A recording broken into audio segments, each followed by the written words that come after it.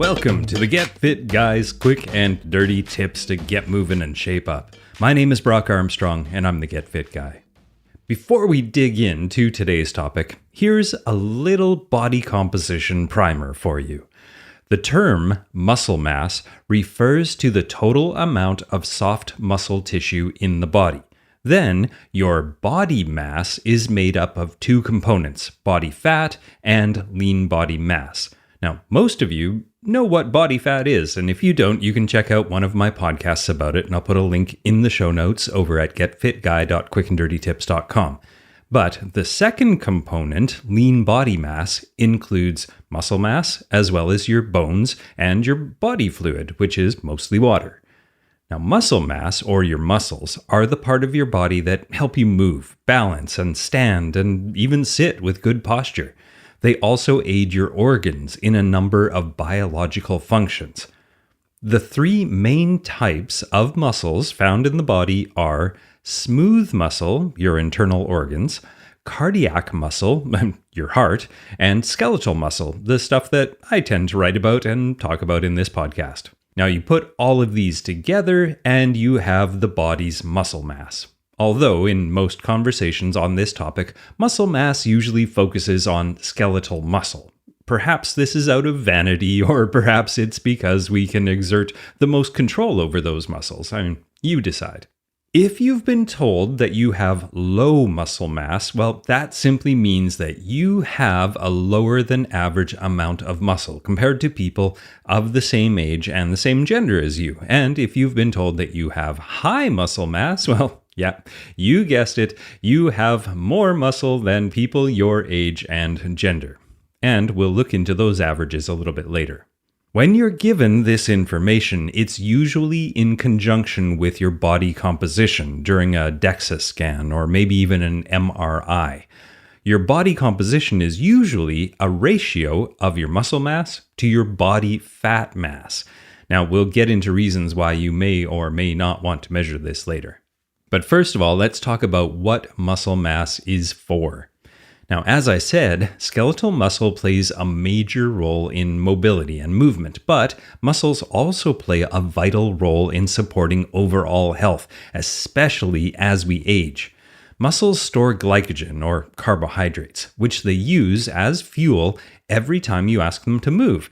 Now, this is especially handy when the carbohydrates in your blood or your blood sugar run out. That is when your muscle mass essentially acts as a reserve gas tank. You keep it full by eating carbohydrates, and then you empty it when you exercise. Exercising your skeletal muscles in all the wonderful ways that I discuss in many of my Get Fit Guy podcast episodes can increase your body's strength, mobility, and balance. Plus, a healthy muscle-to-fat ratio creates what is referred to as a virtuous cycle. And it goes like this. A healthy level of skeletal muscle allows you to do effective movement and exercise, which maintains the muscle and helps minimize excess fat storage, which increases your ability to move and exercise, which maintains a healthy level of skeletal muscle. And so on and so on. So, as you can guess, increasing or at least maintaining your skeletal muscle and also improving the quality and strength of your muscles will not only allow you to continue to do the movements you love, but can also allow you to do them better, more frequently, and more efficiently. So, okay, let's talk about calculating your muscle mass. A number of years ago, home body weight scale manufacturers started selling products that promised to tell you not only how much you weigh, but also your body fat and your muscle mass percentages. These scales use what is called bioelectrical impedance. Now, they were pretty unreliable when they first arrived on the scene, and they've only improved a little bit today. But aside from these simple home devices, it is possible to determine how much a person's body is made up of muscle, fat, and other components. The most accurate avenues for measuring your body composition are expensive medical equipment like DEXA scans, MRIs, or 3D body scans. But the good news is that it is possible to estimate muscle mass percentage at home without a costly trip to a hospital or a local sport physiology lab. The most simple version relies on first calculating your body fat percentage and then subtracting that number from 100. Now, this overly simplistic formula is rather flawed, though. As we know, there's more stuff in your body than just fat and muscle. Stuff like guts and bones and the water in your blood make up a particularly large portion of our human meat sacks. So, although this calculation can give you a number that you can track over time, noting any positive or negative changes, well, it doesn't give you an accurate measurement. Now, aside from investing in a fancy scale like I talked about earlier, or getting a 3D body scanner, or paying a lab to run the tests, the US military has a popular formula known as the YMCA formula that does a pretty good job of estimating body fat percentage. Using this formula involves the fun procedure, well, not really, of measuring the circumference of several of your body parts. Once you have those measurements, you can use them to determine your circumference value, or your CV. Then, your CV and your height are located on a chart with some pre-calculated body fat percentage estimates listed for you. Now, once you've found that, you can use this number to estimate your lean body mass percentage.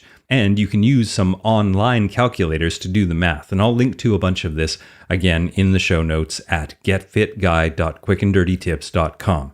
Now, for men, you must measure the circumference of your abdomen and neck. Now, your CV is your abdominal circumference minus your neck circumference. For women, you measure the circumference of the waist, hip, and neck, and your CV is your waist circumference plus hip circumference minus neck circumference.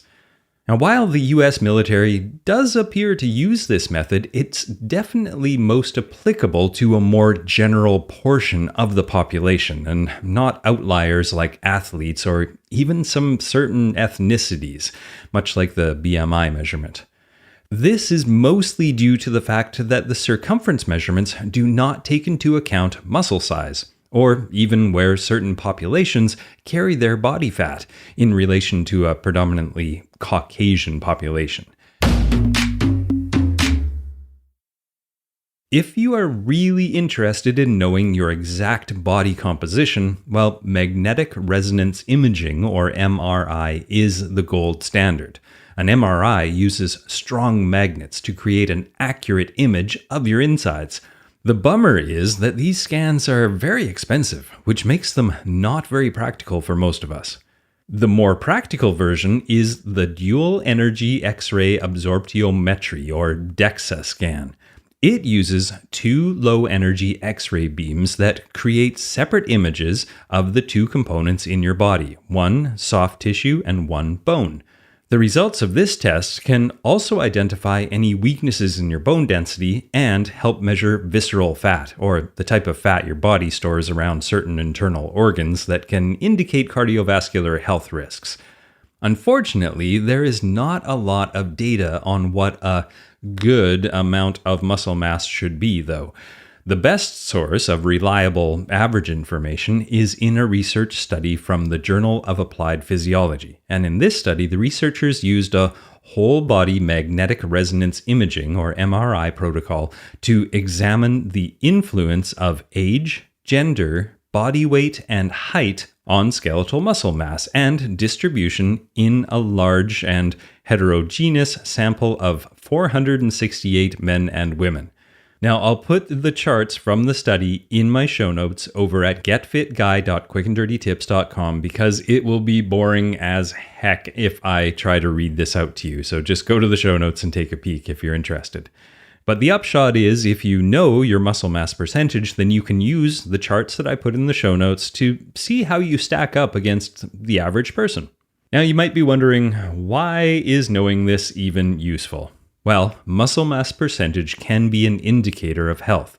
Generally speaking, the greater your muscle mass, the more positive the health benefits, up to a point anyway. When you start to resemble a balloon animal, then the health benefits have all but disappeared. So think Dr. Banner, not the Hulk.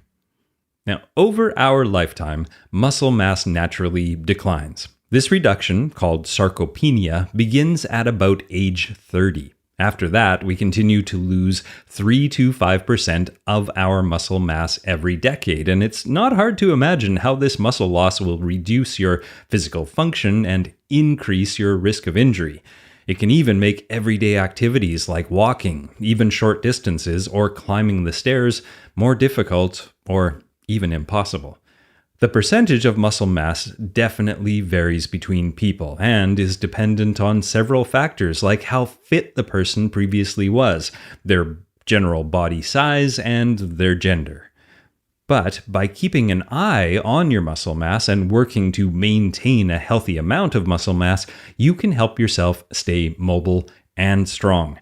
Maintaining a good amount of useful muscle on your body can also help you maintain a healthy body weight. And this goes back to that virtuous cycle I talked about earlier. A higher percentage of muscle mass encourages a lower percentage of body fat. Also, the types of exercise that build muscle have also been shown to increase your bone density. Then there are even clinical trials that have found that resistance training can improve symptoms of depression. And finally, a 2014 study published in the American Journal of Medicine found that older adults with more muscle mass live longer than those with less. So at this point, you may be thinking, okay, well, how do I build muscle mass? Well, in a nutshell, the key to building muscle is to adequately stress the muscle and the neuromuscular connections, then allow the muscle to recover while eating enough healthy food to feed the new muscle, and then repeat. The best exercises for full body muscle growth are exercises that require you to use multiple joints. For example, a combination of squats, cleans, deadlifts, and bench presses can be very effective at helping your entire skeletal system get stronger. And of course, I won't leave you hanging. If you need some instruction and also some inspiration, you can check out my Workout of the Week videos over at brockarmstrong.com/YouTube. And remember that you don't have to hit the gym and lift huge weights to build muscle. You can do bodyweight exercises, use elastic bands, or even use objects around your home to challenge your muscles enough to stimulate them to get bigger.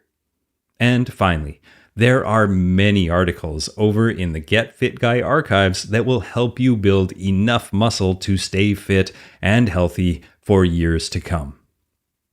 Now, even if you don't want to measure your muscle mass, it is important to maintain it. So feel free to skip the measuring part and jump straight to the building part and kick off that virtuous cycle. More muscle means more movement, which means more muscle, which means more movement, which means more muscle, which means more movement, and so on. Thanks for listening, everybody. If you have anything to add to this subject, make sure to find me on social media. I'm GetFitGuy on Facebook and Twitter, and I'm BrockArm on Instagram. Now, what are you waiting for? Get out there and take care of that muscle mass.